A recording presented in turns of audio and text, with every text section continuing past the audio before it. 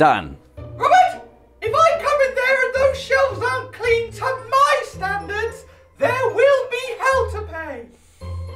I'm not done. Gutted. You put all that effort in, think you're finished, and life just gobbles up that fleeting sense of accomplishment and vomits it straight back into your lap. Try harder. Stop being pleased with yourself. There's still lots more to do. Video games are a classic example of this, often teasing us into thinking we've finished them, only to be all like, did you think you were done? No, have another 16 levels and 5 plot twists. Also, I'm going to be really hard now. Oh, damn you, video games, as if my backlog wasn't shameful enough without you baiting me into thinking I'd successfully chiseled one off the top of it. Here are 7 times we thought we'd finished, but the game was like, lol, no. Naturally, this video will contain story spoilers for every entry, so if we start talking about a game you haven't finished yet, you know what to do. Okami is our first entry. Lovely, artful, paint things to make them nice Okami. You wouldn't pull a fast one on me, would you? You're beautiful and original, and a game I include in my top 10 so I can sound clever down the pub.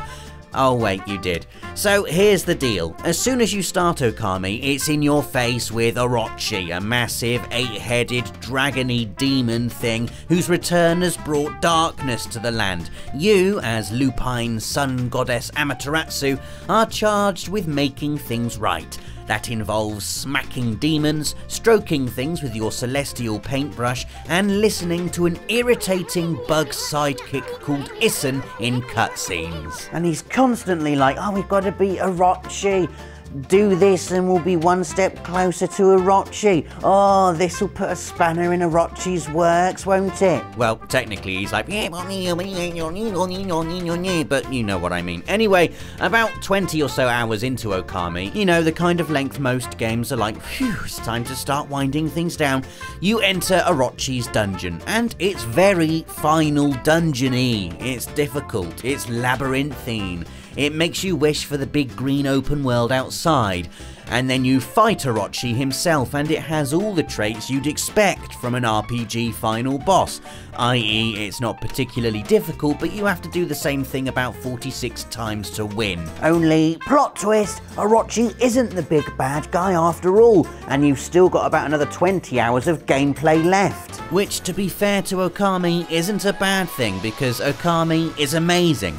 To give you some idea of how much I loved the game, I even put off playing Final Fantasy XII to finish it back when they decided to come out right on top of each other in 2007.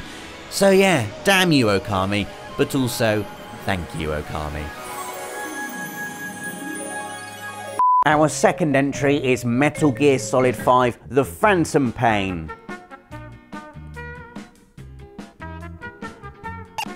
That took a long time, Dave. I guess you're feeling a little rusty. In The Phantom Pain, a game that is really very long by Metal Gear standards, you get to mission 31. This involves fighting a Metal Gear called Sahelanthropus, which traditionally means you're nearing the end of the game. It's hard. You have to fire rockets at it. It'll probably kill you a few times until you get its behaviour down. So you persevere and you win the battle. The definitely main villain gets a lovely cutscene in which he's served his just desserts. I mean, this cutscene itself could be an entry in this video. Is it finished yet? No. No. No. No, still going. And you get a nice scene with all the characters standing in a row as if they're gearing up for the end credits. And then you do get the end credits.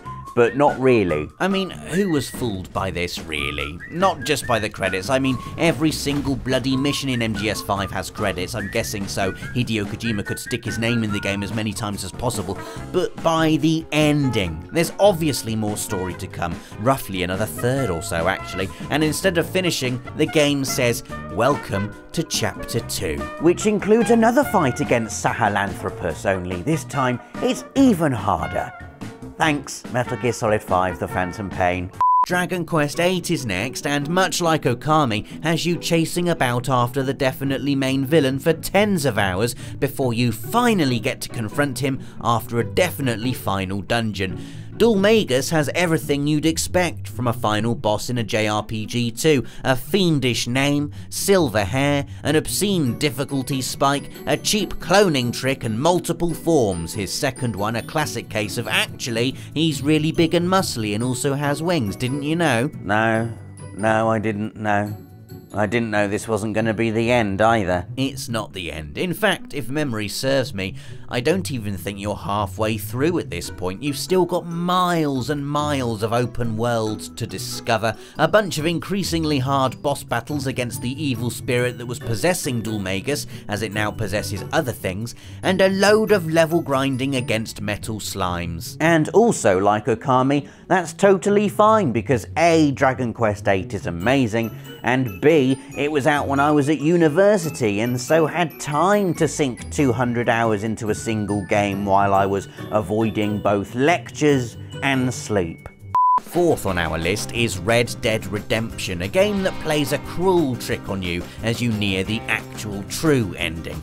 Weaned on a diet of GTA as we were, we all knew the structure of Red Dead Redemption. Unlock new areas of open world, complete increasingly frantic missions with the help of eccentric NPCs, and then ride off into the sunset, safe in the knowledge that in this universe crime really does pay. Handsomely. Except in Red Dead Redemption, that's not quite what happens. You seemingly wrap up the story, Marston buries his past, appeases the corrupt government scumbags who've been blackmailing him the whole time, and returns home for a peaceful life with his wife and son. I remember just waiting for the end credits like... As the game drags on and you perform mundane farming missions with your family, a gnawing sense of unease starts to grow.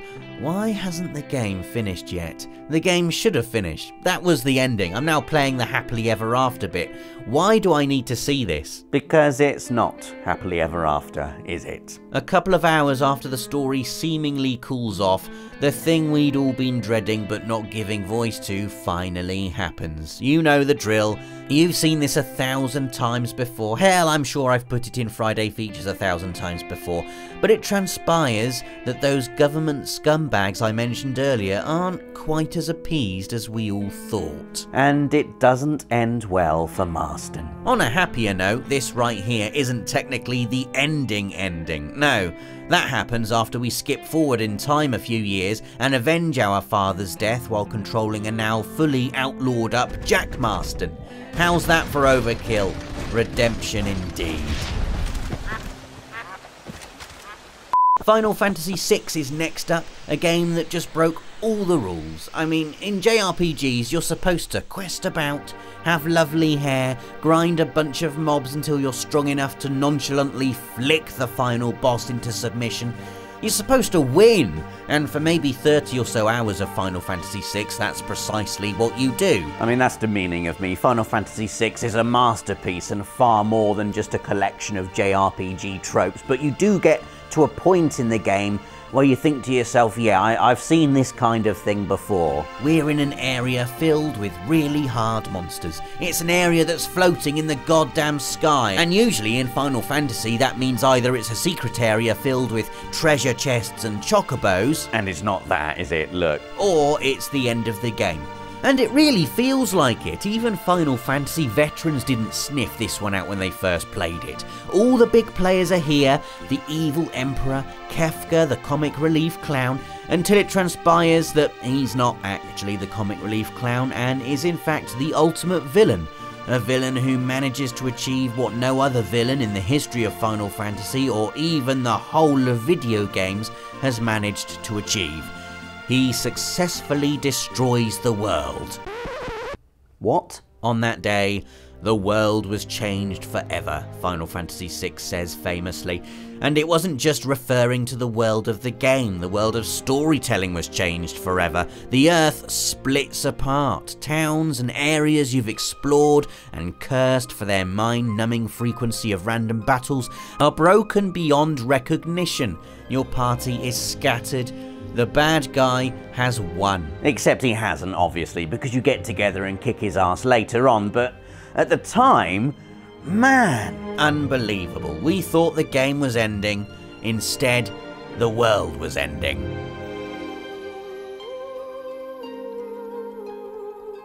Entry 6 is Killzone Shadowfall, that game we all played when we first got our PS4s, so we could show off the lovely new face graphics to all our mates. I love this shot, such face! So next gen.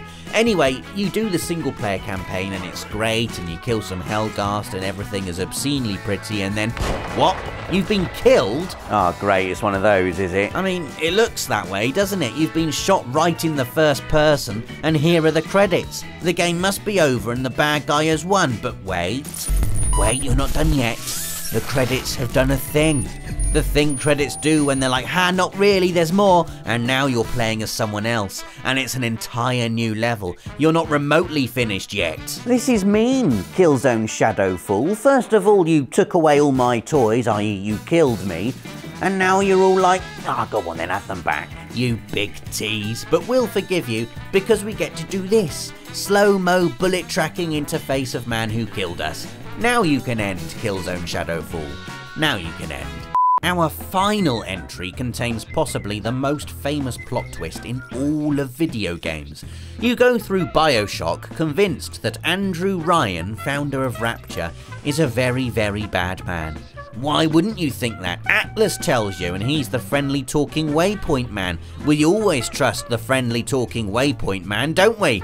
Everything we're doing in the game is motivated by two things. One, we want to get the hell out of here, and two, we also want to bring Ryan down at the same time. And so we're nearing our meeting with the game's big bad. The story is ramping up for the big climax.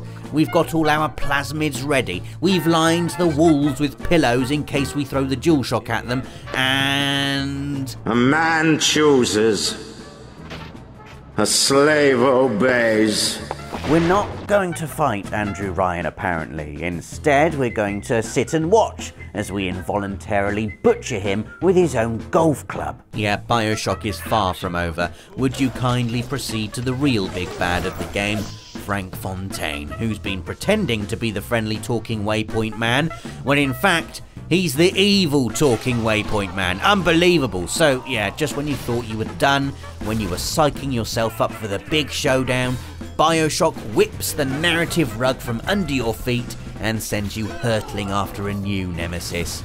And that concludes our list of 7 times we thought we'd finished, but the game was like, actually, no you haven't, go and do all these other things please. Can you think of any other examples? Let us know in the comments, give us a like if you fancy it, and subscribe for more of these videos every Friday. See you next week. Did you think the video was finished? No, not yet. But I tell you, what is finished? That scruffy, bearded buffoon and his insufferable Friday features. Isn't that right, Delsin? Yes, we're coming for you. Even though you thought we were coming for you 5 episodes ago, this time we really are. So prepare yourselves for the final battle to end all final battles. Laugh, Delsin.